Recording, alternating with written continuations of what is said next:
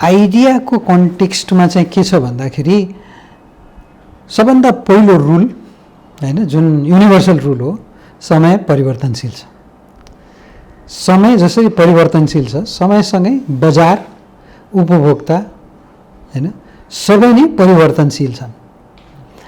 So जब कुनै चिज परिवर्तन भइरहेको हुन्छ, यथास्थितिमा हुँदैन, तब त्यो अवस्थामा भएको कुनै पनि प्रोडक्ट, सर्भिस या फेरि कुनै पनि कन्सेप्ट हैन, जसरी समय परिवर्तित हुँदै जान्छ, त्यो कन्सेप्ट, प्रोडक्ट र सर्भिस पनि आफूलाई परिवर्तित गर्दै लिएर जानुपर्ने हुन्छ, नत्र ऊ बजारबाट विलय हुन सक्छ। ज्वलन्त उदाहरण नोकियाको हेर्न सक्नुहुन्छ हैन, त्यस्तै कोडाक हेर्नुहोस्। समय परिवर्तनशील थियो। कोडाकले फोटो खिच्नलाई रिल बनाउँथ्यो, रिल धुलाउनु पर्थ्यो, फिजिकली हामी फोटो धुलाएर लिन्थ्यौँ। जब डिजिटल युगमा हामी प्रवेश गर्न थाल्यौँ, कोडाकले आफूलाई डिजिटली परिमार्जित गर्नै सकेन, गर्न खोजेन। त्यो कारणले गर्दा उसले आफूलाई परिवर्तन नगरेको भएर समयले उसलाई फालिदियो हैन। सो हाम्रा उपभोक्ता पनि जब कुनै पनि प्रोडक्ट उत्पादनहरूलाई प्रयोग गरिरहेका हुन्छन् या कुनै सेवा लिइरहेका हुन्छन्, उनीहरूलाई केही समय पश्चात के थाहा हुन थाल्छ भने ओहो यो सेवामा यस्तो कुरा पनि भइदिएको भए, यसमा अझ यो कुरा पनि भइदिएको भए त गजब हुन्थ्यो भन्ने उपभोक्ताले फिल गर्छन्। तपाईँ हामीले पनि कहीँ गएर केही खाइरहेको छ भने 2-4 चोटि मिठो लाग्छ, अनि 10-12 चोटि खाइसकेपछि के हुन्छ नि, यसमा अर्को यो पनि थप्न पाए त गजब हुन्थ्यो भन्ने फिल हुन थाल्छ कि। त्यो भनेको निड ग्याप भन्छु म हैन। उपभोक्ता र बजारमा समय परिवर्तनशील भएसँगै एउटा निड ग्याप क्रिएट हुन्छ हैन। त्यहाँ चाहिँ एउटा निड जेनेरेट हुन्छ।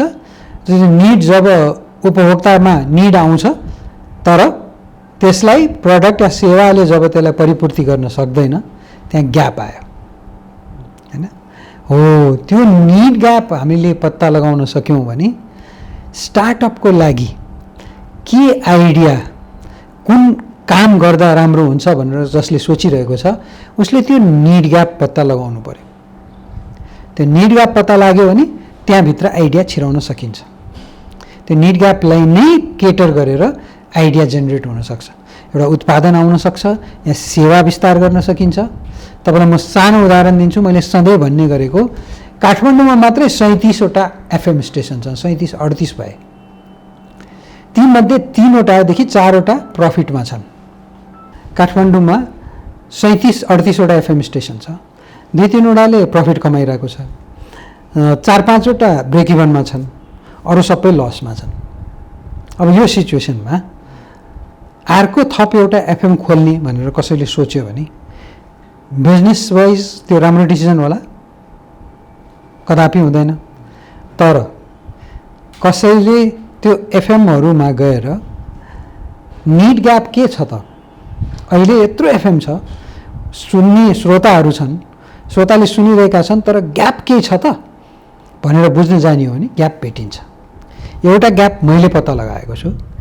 यो सबै एफएमहरू बीच महिलालाई टार्गेट गरेर कसैले पनि एफएम खोलेको छैन। यदि कसैले नारी एफएम खोल्छु भनेर सोच्यो र त्यो एफएमभित्र सबै कन्टेन्ट नारीको लागि हुन्छ, उद्घोषण गर्ने आरजेहरू सबै नारी नै हुन्छन्, विज्ञापन पनि नारीकै भोइसमा बजाइन्छ, पुरुषको आवाजमा केवल गीत बज्छ जुन नारीलाई मनपर्छ भन्ने त्यस्तो एफएम आएको खण्डमा, जसले भान्साको कुरा गर्छ, मेकअपको कुरा गर्छ, पहिरनको कुरा गर्छ, कहाँ सामान राम्रो पाउँछ भनेर ठाउँको बारेमा कुरा गर्छ भने त्यो चल्ला कि नचल्ला त हैन? किनभने त्यो निड ग्याप छ। सो त्यसैले जहाँ एकदमै धेरै ठुलो कम्पिटिसन भइरहेछ, ठुलो सप्लाई छ, त्यहाँ पनि उपभोक्तालाई निड ग्याप भइ नै रहेको हुन्छ, समय परिवर्तनशील भएको कारणले।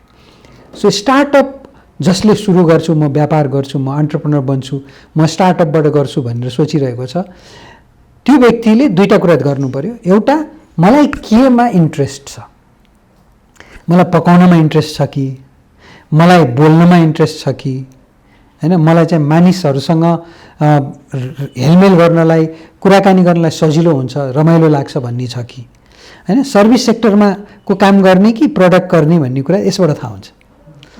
आफूलाई इन्ट्रेस्ट पनि हुनु पर्यो हैन, यहाँ स्कोप छ, अब यही काम गर्छु भन्नुभन्दा पहिला त्यो काममा मलाई इन्ट्रेस्ट छ कि छैन।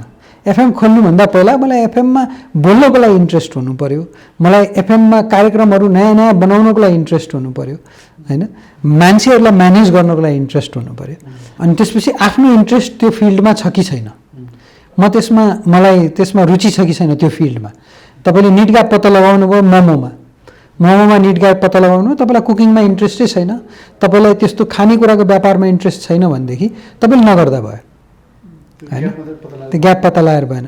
तपाईँलाई इन्ट्रेस्ट पनि हुनु पऱ्यो, मलाई खानेकुरा त्यो हेल्दी लिभिङ त्यस्तो कुराहरूमा इन्ट्रेस्ट छ भने अब मोमोमा निट ग्याप पाउनु भयो भने त त्यो तपाईँको लागि एकदमै उपयुक्त आइडिया हुनसक्छ।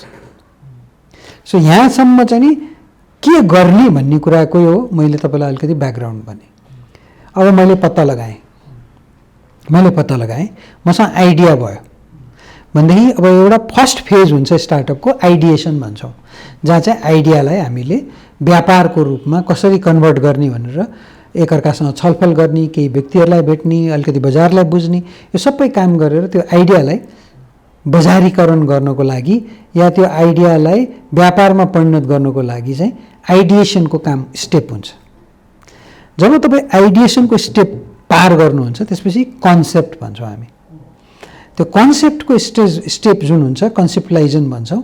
कन्सेप्चुलाइजेसन किन गर्नुपर्ने हुन्छ भनेर भन्दाखेरि अब मेरो जे आइडिया हो त्यसको कन्सेप्ट के हो त, कहाँबाट आउँछ, त्यो कसरी बजारसम्म पुग्छ, बजारमा के हुन्छ, उपभोक्ताले के प्राप्त गर्छन्, यो सबै कन्सेप्टको रूपमा एज अ बिजनेस प्लान बनाउनु जरुरी हुन्छ हैन। त्यो कन्सेप्ट प्लानिङ गर्दै गर्दा तपाईँको यो हामीले जब कन्सेप्ट प्लानिङ गर्छौँ त्यो कन्सेप्टिङ गरिसकेपछि जब तपाईँसँग कन्सेप्ट रेडी भयो यति बेलासम्म एकजना या दुईजना हुनसक्छ, एकजनाको बिचमा भइरहेको काम हुनसक्छ। आइडिया मैले निकालेँ, फुराएँ, पत्ता लगाएँ, सबै गरेँ, कन्सेप्ट पनि बनाएँ, अब मलाई टिम चाहिन्छ स्टार्टअपमा हैन। त्यो टिम बनाउँदै गर्दा चाहिँ हामीले कमिटमेन्ट लिनु जरुरी हुन्छ। म जति यो आइडियामा कमिटेड छु, तपाईँ हुनुहुन्छ कि हुनुहुन्न, अर्को साथी छ कि छैन भनेर त्यहाँ कमिटमेन्ट लिनु जरुरी हुन्छ। यसलाई चाहिँ हामी कमिट गर्नुपर्ने फेज भन्छौँ।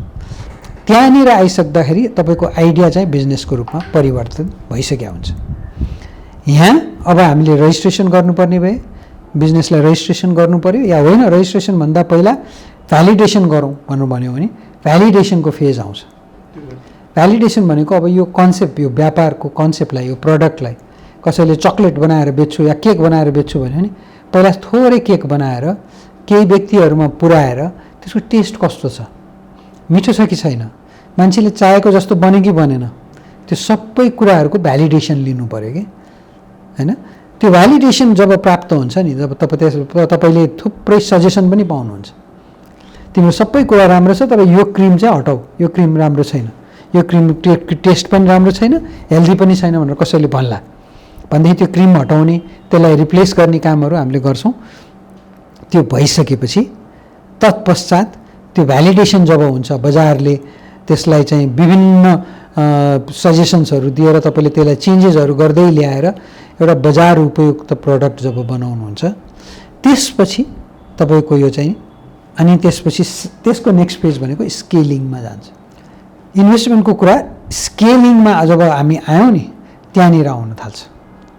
जब तपाईँले मानौँ एउटा इक्जाम्पल, बजारमा पत्ता लगाउँदाखेरि घर घरमा बर्थडेको लागि पुर्याउने केकको चाहिँ अभाव रहेछ मानौँ, त्यो थाहा भयो, निट ग्याप भयो, मलाई बेकिङमा एकदम इन्ट्रेस्ट छ भनेपछि मेरो लागि उपयुक्त आइडिया भयो।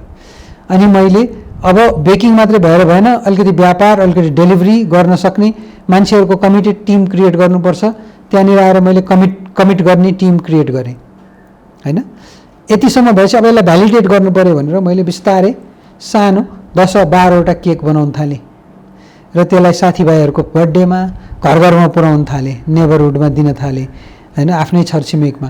अनि उनीहरूले चाहिँ सबै राम्रो छ तर टेस्टमा अलिकति यो के फ्लेभर हो त्यो चाहिँ मन परेन भन्ने कुराहरू गर्छन्। त्यसलाई बिस्तारै चेन्ज गर्दै मैले उहाँहरूले जे सजेसन दिनुहुन्छ उपयुक्त सजेसनहरूलाई अंगीकार गर्दै त्यसलाई मैले एउटा एक लेभलमा पुर्याएँ। अब मेरो प्रडक्ट बजारमा जान तयार भयो। यहाँनिर मलाई अब इन्भेस्टमेन्ट जरुरी पर्छ। यहाँनिर चाहिँ मैले कि त आफैले इन्भेस्ट गर्न सक्नु पर्यो कि चाहिँ अर्को कुनै पार्टनरलाई इन्भेस्टरको रूपमा भित्र्याउन सक्नु पर्यो। सो यहाँबाट भ्यालिडेसन पछि स्केल अपको जुन टाइम हुन्छ जहाँ चाहिँ हामीले बजारमा त्यसलाई स्केल अप गर्ने काम गर्छौँ। बजारमा बिस्तारै बढाउन थाल्छौँ। 10वटा पसलबाट 20वटा पसल, 20वटा पसलबाट 50वटा घर, 50वटा घरबाट 100वटा घर बनाउन थाल्छौँ। त्यो स्केलिङ अपको कुरा हुन्छ हैन। त्यो एउटा फेज आउँछ र त्यो स्केल अपको फेज पछि लास्टमा चाहिँ इस्टाब्लिसको फेज आउँछ जहाँ हामी इस्टाब्लिस गर्छौँ बिजनेसलाई। स्केल अप भइसकेपछि अनि इस्टाब्लिसमेन्टको फेज आउँछ जहाँनिर चाहिँ हाम्रो बिजनेसको ग्रोथ चाहिँ यसरी हुन थाल्छ। स्केल अपबाट यसरी सुरु हुन्छ र यसरी सो भ्यालिडेसनसम्म तपाईँ यसरी आउनुहुन्छ अनि त्यहाँबाट आएर यसरी माथि जान्छ अनि त्यो माथि जान थालेपछि इस्टाब्लिस भएपछि झन् माथितिर ग्रोथ चार्ट चाहिँ त्यसरी देखिन थाल्छ। त्यो चाहिँ बजारमा डिमान्ड र मेरो क्यापासिटी दुईटैमा निहित छ। बजारमा मैले अहिले 200वटा केक बनायो भने 200वटै बजारमा खपत हुन्छ कि हुँदैन, या 100वटा मात्रै हुन्छ। बजार नै 200वटाको छ, मैले 400वटा केक बनाउँछु एभ्रिडे भन्यो भने त 200वटा त खेर जाने भयो। त्यो भएर सबभन्दा पहिला बजारमा डिमान्ड के छ, मैले पहिला सर्टेन एउटा जियोग्राफी हेर्छु। त्यो जियोग्राफी त्यो क्षेत्रभित्र डिमान्ड के छ त, त्यो डिमान्डलाई मैले सप्लाई गर्छु फुलफिल गर्नलाई हैन। त्यो गर्नलाई मलाई कति फाइनेन्स चाहिन्छ, मेरो र मटेरियलमा कति खर्च हुन्छ, त्यो चिजको आंकलन गरिसकेपछि मलाई कति इन्भेस्टमेन्ट चाहिँदो रहेछ, मैले बजारमा क्रेडिट छोड्ने हो भने कति छोड्नुपर्छ, त्यो गर्नलाई मलाई फाइनेन्शियल इन्भेस्टमेन्ट कति चाहिन्छ भन्ने आंकलन हुन्छ हैन। सो यसमा अलिकति रिसर्च गर्नुपर्ने, अलिकति R&D मा काम गर्नुपर्छ र त्यो काम गरिसकेपछि हामीलाई एउटा एक लेभलमा अहिलेलाई यो पहिलो 3 वर्षलाई हामीलाई यति इन्भेस्टमेन्ट भयो भने हाम्रो स्केल अप भएर यहाँसम्म पुग्न सक्छौँ भन्ने एउटा बिजनेस प्लान बन्छ। त्यसको आधारमा चाहिँ हामीले फाइनेन्शियल जुटाउनु पर्ने हुन्छ। एउटा सबभन्दा राम्रो इस्टाब्लिस भएको उदाहरण हेर्न सक्नुहुन्छ तपाईले फुडमान्डु हैन। सुरु गर्दाखेरि डेलिभरीको पैसा नै मेरो प्रफिट हो भनेर सुरु गरेको कम्पनीले आजको दिनमा रेस्टुरेन्टलाई लिस्टिङ गर्नलाई पनि पैसा लिन्छ। हरेक डेलिभरीको रेस्टुरेन्टले व्यापार जुन गर्छ त्यसमा पर्सेन्टेज दिनुपर्ने हुन्छ।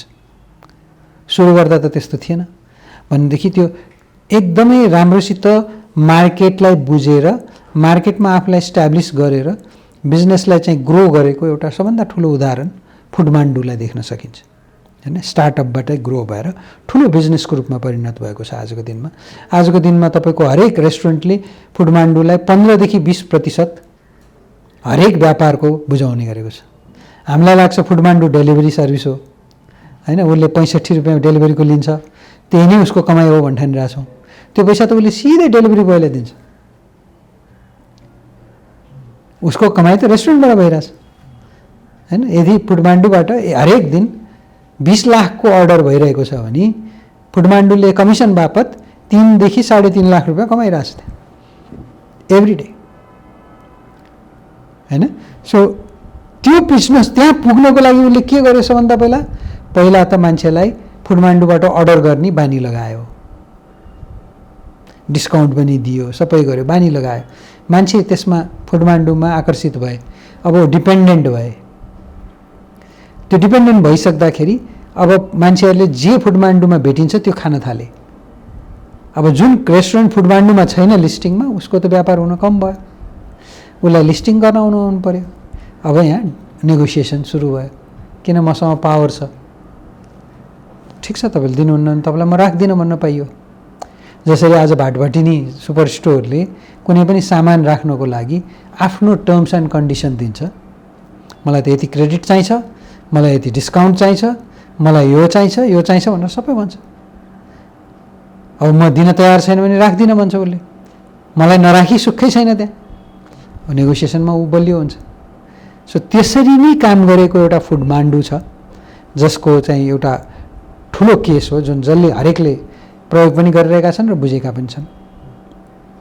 त्यस्ता अन्य स्टार्टअपहरू पनि हेर्न सक्छौँ। ई सेवा एउटा स्टार्टअपकै रूपमा सुरु भयो र आजको दिनमा एउटा ठुलो बिजनेसको रूपमा इस्टाब्लिस भएको छ। त्यस्तै खल्ती एउटा स्टार्टअपकै रूपमा सुरु भयो। फिनटेकमा हामीले हेऱ्यौँ भने थुप्रै त्यस्ता उदाहरणहरू भेटिन्छन्। त्यस्तै फुडमान्डु जस्ता अन्य उदाहरणहरू पनि तपाईँले पठाओलाई हेर्न सक्नुहुन्छ। एउटा अर्को उदाहरण हो, स्टार्टअपै हो त्यो पनि, होइन। अन्य देशमा स्टार्टअपको रूपमै सुरु भएको एउटा व्यवसाय हो। सो त्यस्ता थुप्रै उदाहरणहरू छन्। तपाईँलाई युजी केक्स भनेर छ, अर्बन गर्ल, त्यसको पनि त्यस्तै नै छ उदाहरण, होइन। कारखाना भन्ने एउटा स्टार्टअपकै रूपमा सुरु भएको आजको दिनमा एउटा राम्रो इस्टाब्लिस बिजनेस भएको छ। र अब नाम लिएर तपाईँको कुन चाहिँ फेल भयो भनेर भन्नलाई चाहिँ गाह्रो किन छ भन्दाखेरि, होइन, जुन फेल भयो नि उनीहरूको नामै याद हुँदैन कि, होइन। तर हाम्रै आफ्नै केस छ, होइन। F1 सफ्ट हामी मिलेर चाहिँ एउटा क्यास अन एड भनेर काम गरेको थियौँ, होइन। अहिले तपाईँहरू जहाँ हुनुहुन्छ त्यही अफिस थियो पहिला, होइन, किल्कमाण्डुकै अफिस भएको ठाउँ। क्यास अन एड समयभन्दा पहिला आएको कन्सेप्ट भएको कारणले, होइन, खतम भयो, चलाउन सकिएन। त्यो आइडिया नराम्रो थियो होइन, आइडिया एकदम राम्रो थियो, तर समयभन्दा पहिला आइडिया आयो। सो कहिलेकाहीँ कुनै आइडिया समयभन्दा पछि आयो भने पनि काम लाग्दैन र त्यो समयभन्दा पहिला आयो भने पनि काम लाग्दैन। त्यो समय अनुकूल आइडिया नभयो भने तपाईँको राम्रो आइडिया पनि फ्लप हुन सक्ने चान्स हुन्छ। हाम्रो स्टार्टअपहरूको सबैभन्दा ठुलो च्यालेन्ज दुईवटा भन्छु म सधैँ। एउटा, मिडियाले हिरोप्रेन्यर बनाउँछ, एन्टरप्रेन्योरलाई हिरोप्रेन्यर बनाउँछ कि। त्यो भन्नुको मतलब के हो भने समयभन्दा पहिला नै उनीहरूलाई हिरो बनाइन्छ।